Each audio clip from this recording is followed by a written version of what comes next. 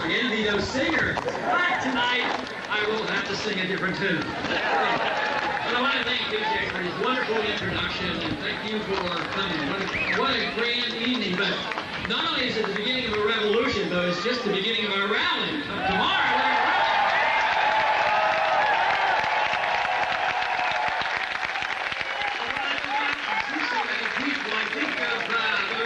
early on in the campaign that we would win the post-debate polls because we had all those smart internet people that knew how to spam it, and there were only 2 dozen of you. But there's a lot more.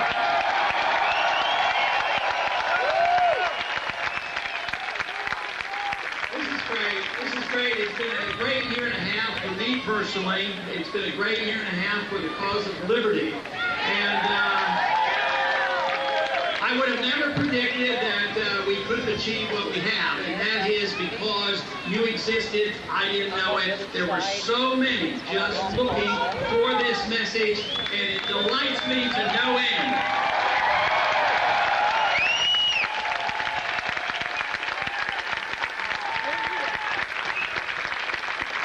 There's a couple of things that have really energized me. I know you give me credit for energizing you, but you've energized me.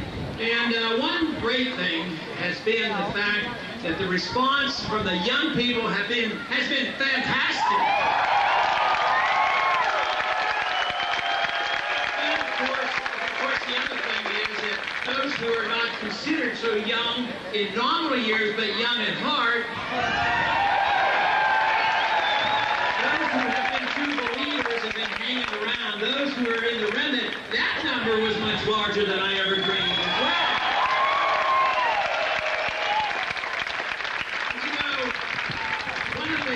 Best vindications of the whole campaign has been the tremendous response our campaign and our message has been received by our military personnel.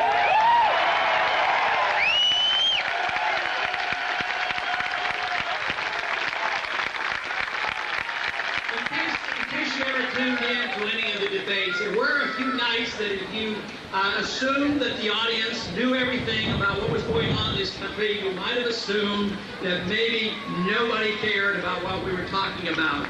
But lo and behold, they like to ridicule, ignore, and marginalize our views, especially on foreign policy. But it pleased me to no end to see when they added up in the first quarter of this year that our campaign was able to raise more money from active military personnel than all the rest put together.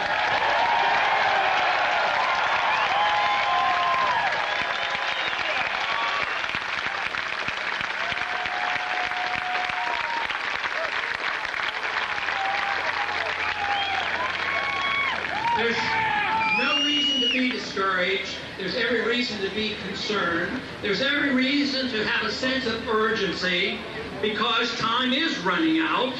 We know that we have a certain length of time to turn the ship of state around. We have been introduced to something in this country historically different than any other nation ever had. A large respect and understanding of personal liberty. And it was written in our Constitution, but in the last 100 years there has been severe, persistent abuse of that liberty, and we have to change that.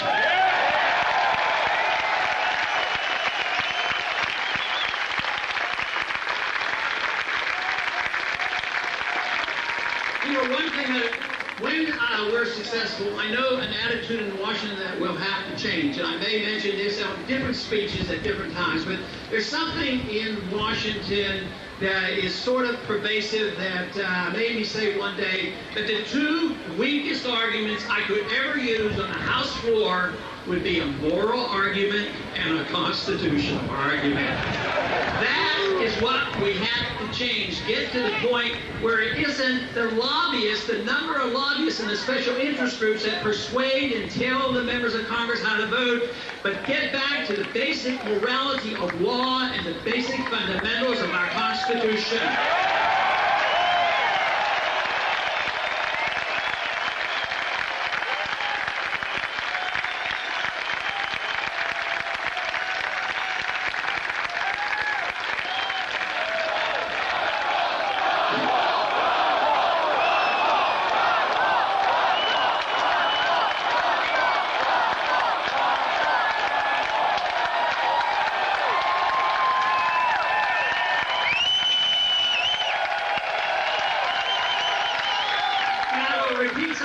else, and you've heard me say it before. I repeat it because I like to say it, and I like to hear your response. And that is that over this past 18 months, I have found out, even though I knew it theoretically, I had not experienced it. And that is that freedom brings people together.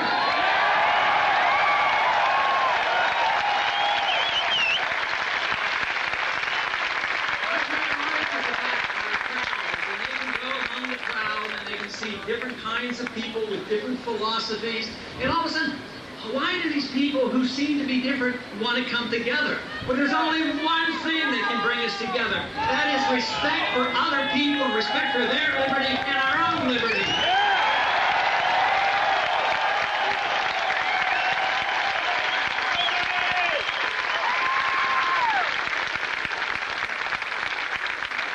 I've never quite understood why it's assumed that we have the right to read literature as we choose. It's getting so that the government wants to monitor all the time, and they infringe on that. And they also, technically at least, respect freedom of choice in religion.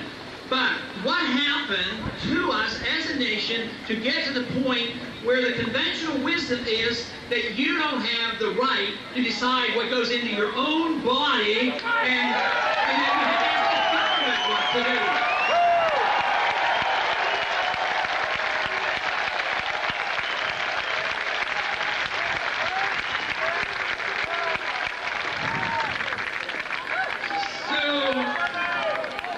Defending liberty is something that we do, but one thing in order to defend liberty in a consistent way is you have to get the idea of liberty back in the single package.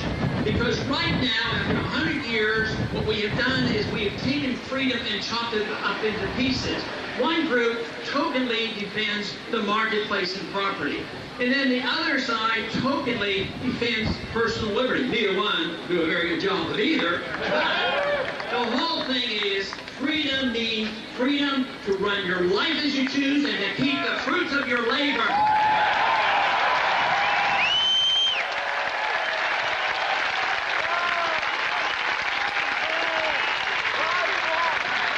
Now, if you're a humanitarian, you have to believe in liberty because it's the only system that provides the greatest abundance for the largest number of people. So, in a system, a society like that, and in our original Constitution, we had no authority to do these very onerous things that they have done. But under this system that we're striving for, you know what the tax system would be all like. We wouldn't have an income tax at all.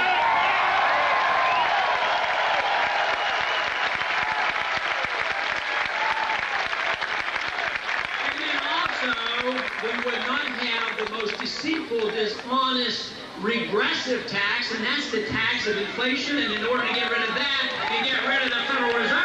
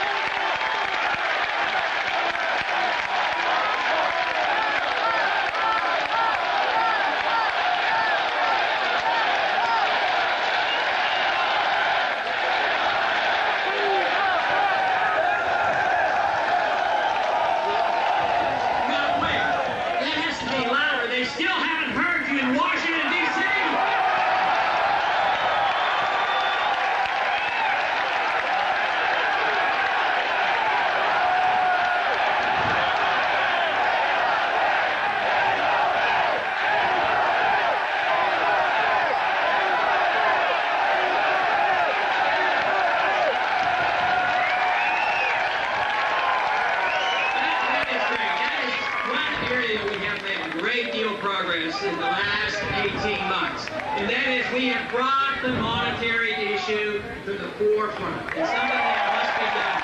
Because that is where the power is. The power to create money means that you have the political and economic power, and it's secretive, and that eventually will have to end. Matter of fact, it is going to end because all paper currency self-destruct when we're in the beginning of the end stages of the destruction of the dollar. So we will have the opportunity.